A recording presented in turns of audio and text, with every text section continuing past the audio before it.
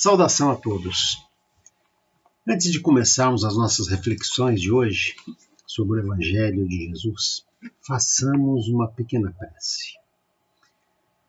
Que a paz e a serenidade do Mestre Jesus esteja presente em nossos corações, nestes momentos que vamos refletir sobre o seu Evangelho.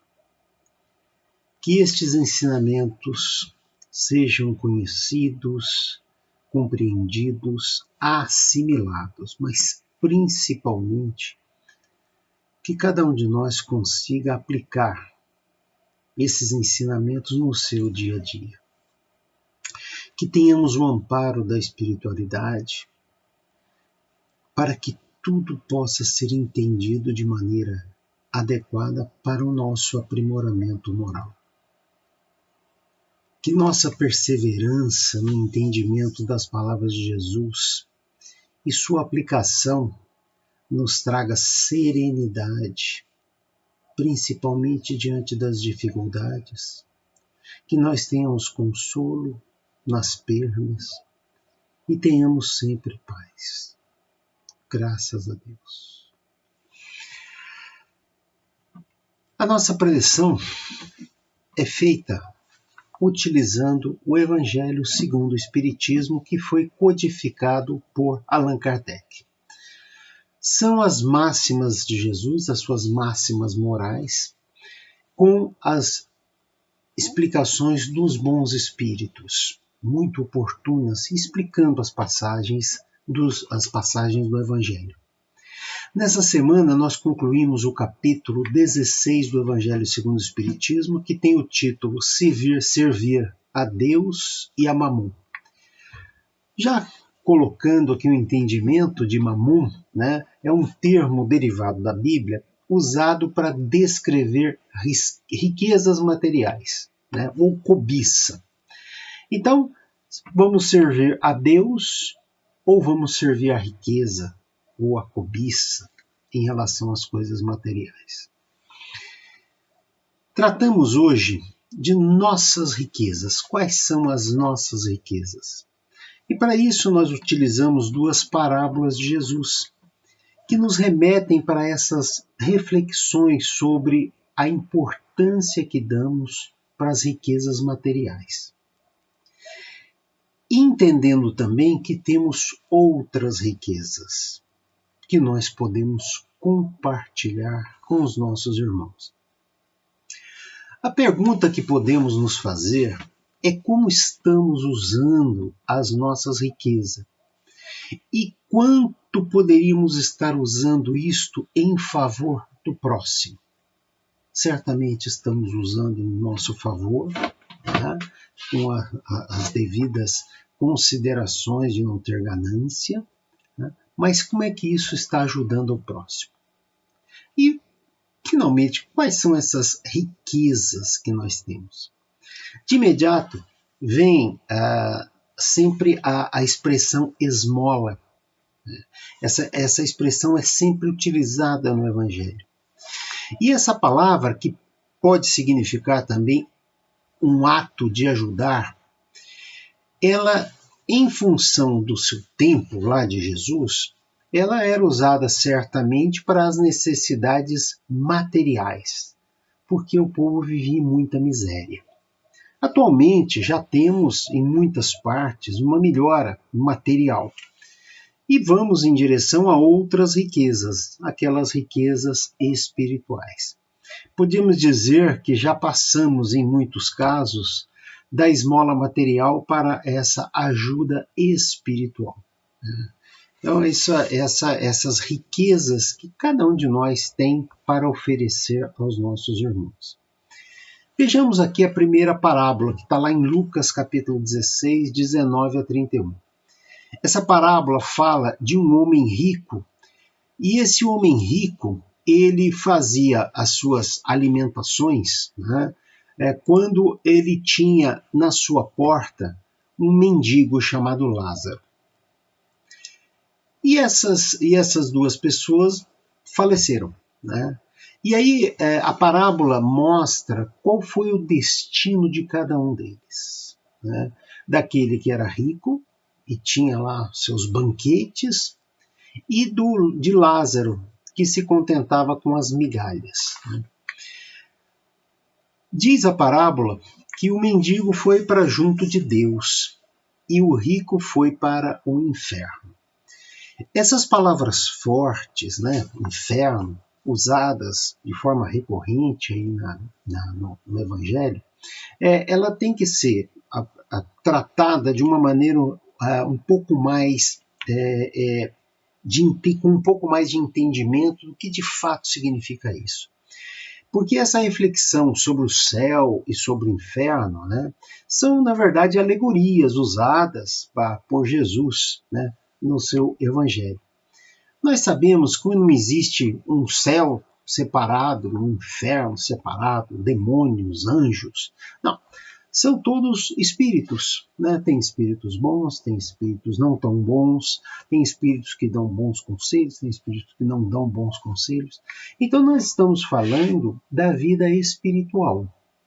Quando alguém utiliza bem a sua encarnação, né, como é o caso de Lázaro, que passou por dificuldades e soube passar por essas dificuldades, ele teve uma elevação espiritual. Já o rico, no caso da parábola, não conseguiu, só vivia de banquetes, como mostra lá, e de fato aquilo não colaborou para a sua evolução. Né? Porque de fato, cada um de nós hoje é fruto do que nós fizemos no passado. Né? E o nosso futuro vai depender do que estamos fazendo agora, nesta encarnação. Como no caso de Lázaro e o rico lá dos banquetes. Então essa é uma advertência e ela deve ser considerada por nós como um lembrete. O lembrete da lei de causa e efeito, né, que está lá na codificação de Kardec. Tudo que fazemos tem as suas consequências na nossa vida. Nós certamente ainda temos muito a resgatar, tanto que estamos aqui neste mundo de provas e expiações, mas está nas nossas mãos o que vamos fazer para o nosso futuro. Essa parábola nos remete para os bens materiais, né, como os banquetes, as migalhas, enfim. Mas essas são questões necessárias para a nossa existência, os bens materiais. Portanto, não devemos criticar os bens em si, né, que podemos ganhar com o nosso esforço, com o nosso mérito. Mas nós devemos observar o que nós fazemos com esses bens. Somos tentados muitas vezes pela nossa imprevidência a desejar mais do que precisamos e fazer mau uso do que temos. O Espiritismo nos ensina que somos o resultado, né, do que fazemos e sempre podemos começar agora a fazer a coisa correta, fazendo, né, render o que temos em benefício dos outros. Por falar em rendimento, já nos remete para a segunda parábola, que está lá em Mateus, capítulo 25, de 14 a 30. E essa parábola, ela fala justamente de um senhor que tinha 3 servos e ele ia se viajar, ia partir para algum local. E antes de partir, ele deu 5 talentos para um, 2 talentos para outro e 1 talento para o terceiro. Né? E aí o senhor partiu, mas deixou claro que ia depois verificar o que fizeram com aqueles talentos, né? O que os servos fizeram. Na volta, ele viu com cada um o que eles fizeram. O que tinha 5 transformou em 10. Fez boas aplicações, enfim, utilizou de maneira adequada e conseguiu multiplicar. O segundo também, né, de 2 passou para 4. Olha, então fizeram um bom uso dos talentos. Eles duplicaram o que receberam. Mas o que recebeu 1 talento o enterrou, ou seja, ele não rendeu frutos. E aí o Senhor, quando volta, verifica os rendimentos daqueles que multiplicaram, daqueles dois, né? E aí tem recompensa. Eles vão ter a recompensa porque utilizaram bem os recursos que foram deixados com ele, né? E estão no gozo de seu Senhor, como diz lá na palavra, na parábola. Aquele que não fez render, né, que enterrou o talento, é chamado pelo Senhor de preguiçoso. E seria melhor que ele tivesse colocado esse recurso, né, na mão de banqueiros. Então aí a parábola traz uma mensagem, né? Porque a todo o que tem será dado e terá em abundância, e ao que não tem será tirado, né? Até mesmo o que parece que tem. Então é uma advertência importante para que nós levemos muito a sério o que estamos fazendo com os recursos que foram nos dados nesta encarnação.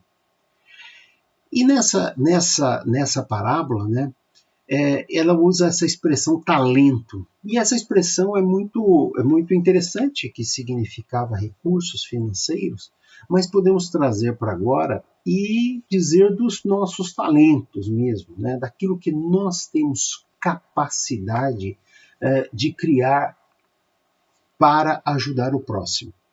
E aí nós vimos, né, que nós temos não só recursos financeiros, mas nós temos outros recursos que nós podemos utilizar. E quais seriam esses outros recursos? Ora, a caridade não se faz só através de esmolas materiais, né, algo que a gente dá para alguém. A gente faz caridade também reservando uma parte do nosso tempo para dar alguma assistência. Eventualmente alguém precisa de uma força física mesmo, né, para ajudar alguém que está com algum problema. Nós temos o conhecimento que nós nos esforçamos por adquirir, estudando bastante, e podemos compartilhar isso com outras pessoas. Nós temos os pensamentos positivos que nós podemos ter em relação a outras pessoas. Nós podemos dar bons conselhos. Nós podemos ter paciência, principalmente com as pessoas mais difíceis. Algum dom que nós podemos compartilhar, algum dom artístico. Nós podemos fazer uma oração pelos nossos irmãos. Ou seja, atualmente, né, nesse tempo que nós estamos, nós percebemos que temos sim riquezas materiais que podem ser utilizadas e devem ser utilizadas para a nossa existência de maneira adequada, com conforto, mas sem exageros, mas nós temos outras riquezas que nós podemos reservar, né, para os nossos irmãos. Então, no fundo, né, falamos dos bens que podemos adquirir com o nosso esforço e como podemos distribuir isso. Pensar somente nas coisas materiais, que é importante sem dúvida, mas é algo bastante limitado. Cada um de nós tem muito a oferecer ao seu próximo. E essa parte do capítulo, ela continua, nesse capítulo 16, com os espíritos fazendo algumas explicações muito interessantes, né? Porque, de fato, no mundo, nós temos muita desigualdade das riquezas. Muitas pessoas ricas e muitas pessoas pobres. Então, este é um problema, né, que existe. Né? Por que todos não receberiam a mesma quantia? Essa é uma pergunta, né, que está, inclusive, lá no Evangelho segundo o Espiritismo. E aí os espíritos dizem algo bastante lúcido, né, que nos ajuda a refletir. Vejam o que eles dizem assim. Ora, em relação a essa desigualdade das riquezas, né, elas existem por uma razão muito simples, dizem os espíritos. É que não são igualmente inteligentes, ativos e laboriosos para adquirir, nem sóbrios e previdentes para conservar. É um texto forte em que ele traz toda essa nossa necessidade de entender que as pessoas são diferentes. Os espíritos estão em estágios de evolução diferente. E eles explicam com isso, né, com esse texto, que se nós recebêssemos igualmente tudo, certamente depois de um tempo, já começariam a aparecer as diferenças, em função do estágio que os espíritos estão. Então, uns começariam a trabalhar bastante, a fazer todo um trabalho aí de aumentar o seu recurso, e outros começariam a gastar mais do que precisam. Né? Então, essas diferenças elas surgiriam naturalmente em função do estágio em que cada um de nós está. Então, essa é uma explicação interessante, que está lá no Evangelho segundo o Espiritismo, né? E é um alerta, né? Porque se forçar uma igualdade, dizem eles, né, seria um aniquilamento, né, de todos os grandes trabalhos que ocorrem para o progresso e o bem-estar de todos nós. Porque, de fato, é nesse esforço, né, de adquirir, né, tanto bens materiais quanto outros bens, né, intelectuais que sejam, né, existe um esforço por trás disso. Estamos fazendo certamente uma alusão a coisas corretas, né, um ganho correto, né, sem nenhum tipo aí de trapaça. Né? Nós estamos falando de ganhos que têm merecimento. Né? Então, aquele que se aprimora consegue discernir o bem e o mal e faz a opção pelo bem em função de seu esforço. Todos nós podemos optar pelo bem e fazer bom uso daquilo que temos. As leis de Deus não poderiam nos forçar a um caminho sem opção. Né? E aí nós podemos estender isso para as leis dos homens. Qualquer lei que transforme todos de uma forma igual seria forçar a nossa natureza, porque nós somos diferentes, naturalmente diferentes. Okay? Então, se algo nos força a sermos iguais, poderia ser algo que não ajudaria no nosso progresso. Cada um com as suas condições nessa encarnação fará aquilo que for melhor para a sua evolução, fazendo as suas opções, né? Que está necessariamente ligado, quando pensamos em evoluir, em melhorar, em ajudarmos o próximo. Portanto, nós temos o nosso livre-arbítrio. Qualquer circunstância que nos faça impedir de exercitar o livre-arbítrio seria pernicioso. Né? A fortuna, né, é uma prova moral, né? A pessoa que tem muitos recursos. Né? Qualquer fortuna, com conhecimento, né, seja qualquer tipo de bem. Observe que nossa evolução depende do que fazemos em relação às outras pessoas, tanto com recursos, tanto com recursos intelectuais, recursos materiais, assim por diante. Então, nós temos todas essas questões que demandam uma reflexão, que precisam ser bem digeridas por cada um de nós. E os espíritos, especificamente sobre questões materiais, eles dizem algo que também nos serve de alerta, né? Porque eles dizem assim, né? A pobreza é para uns a prova de paciência e da resignação. Uma evolução com paciência e com resignação. E a riqueza é para outro a prova da caridade e da abnegação. Então, ser pobre ou ser rico, cada uma dessas condições traz em si aquela situação em que nós podemos melhorar em função da maneira como tratamos cada uma dessas condições.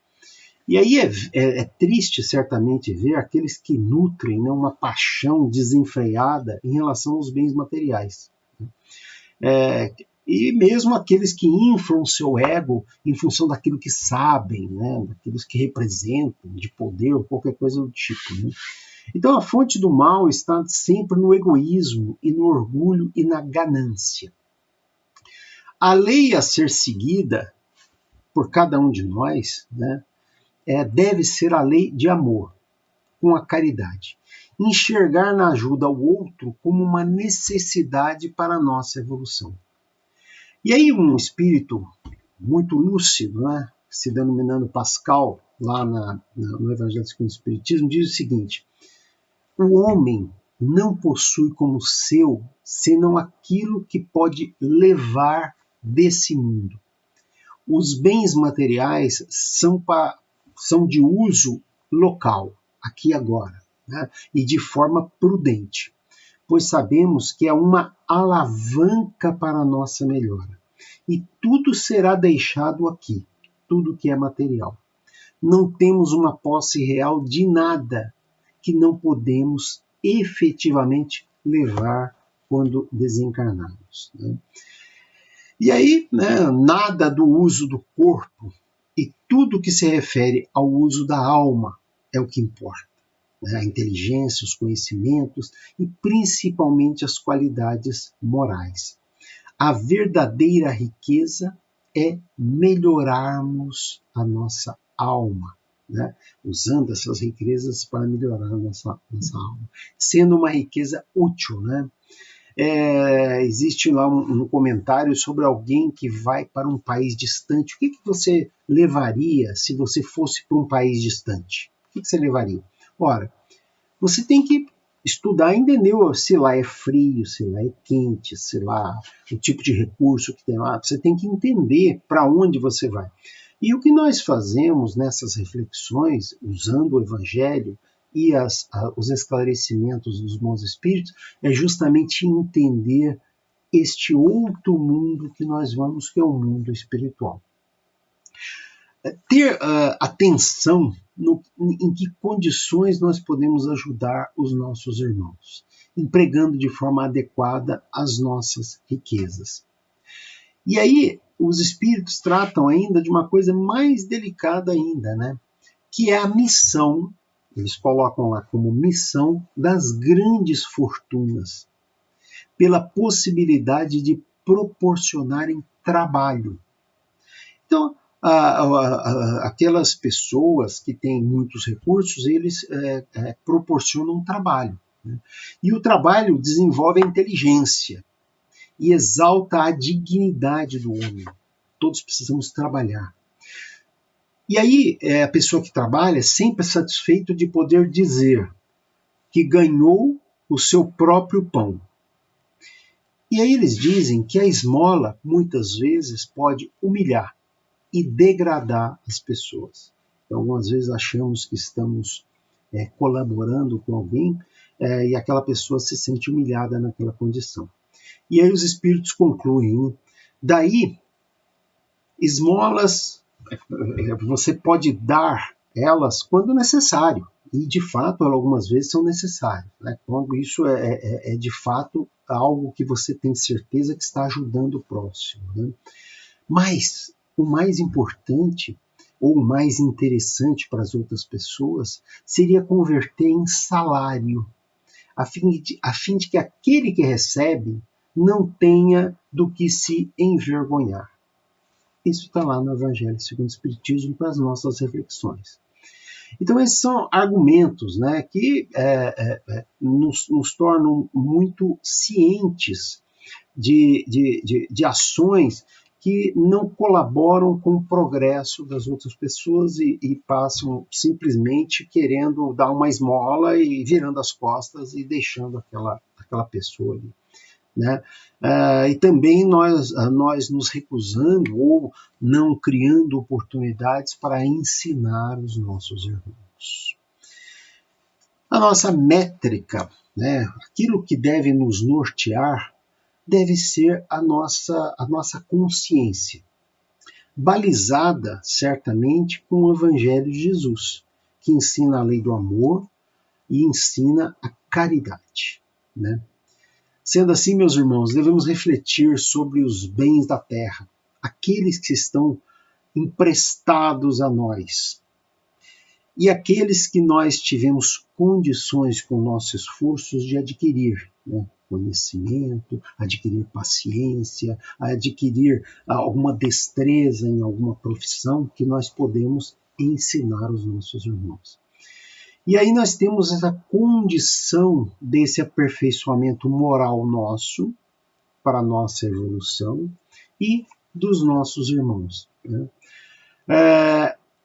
Nada de material que temos nós vamos levar daqui, né? Aliás, nem mesmo o nosso corpo, né? Que ao desencarnarmos vamos deixar por aqui, somente o nosso espírito seguirá o seu caminho. E aí entender isso é ter sabedoria, né? Ter essa capacidade essa lucidez mesmo, né? De saber o que estamos fazendo aqui, o que isso faz com que a gente consiga melhorar. Viver da maneira necessária, com conforto, certamente, isso é importante, né?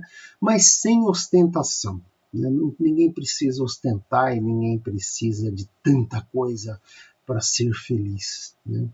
E ajudar quem sempre precisa, sempre. Agora podemos pensar, estamos servindo a Deus ou a Mamon? A resposta não é simples, depende da ação de cada um, das nossas reflexões, daquilo que nós entendemos. Mas nós temos uma certeza. Os prazeres da alma são muito mais intensos que os prazeres do corpo. Quando nos empenhamos em descobrir essas riquezas da alma, demanda um esforço de cada um de nós. E esses prazeres da alma nos criam valores e virtudes para a nossa evolução e para a ajuda ao próximo. Finalizamos assim mais essa preleção e façamos agora algumas vibrações pensando nos nossos irmãos, né? de maneira que eles possam melhorar. Vamos vibrar por aqueles que precisam, que estão passando por dificuldades, à beira do desespero. Vamos vibrar por esses nossos irmãos.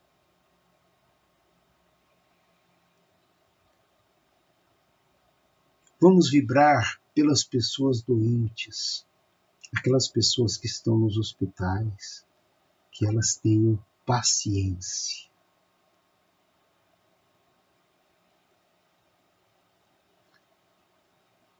Vamos vibrar pelas pessoas da nossa família, aqueles que estão junto a nós nessa caminhada, nesta encarnação.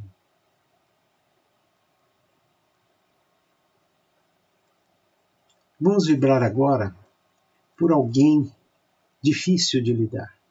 Vamos vibrar por essa pessoa, que ela melhore e que nós tenhamos paciência com elas.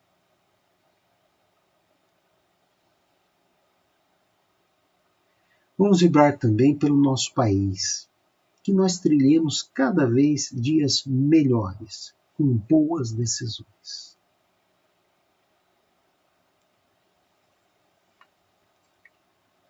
Fiquemos todos em paz, usando principalmente naqueles momentos difíceis pelos quais todos nós passamos, os ensinamentos do Mestre Jesus. Ele nos traz esse farol forte que nós usamos naquelas noites escuras e difíceis pelas quais nós temos que passar, né? E que esses momentos sejam utilizados para a nossa evolução moral, para que nós preparemos a nossa ida para o mundo espiritual. Saudação fraterna a todos, tenhamos sempre Jesus no coração, né? E tenhamos todos paz e consolo.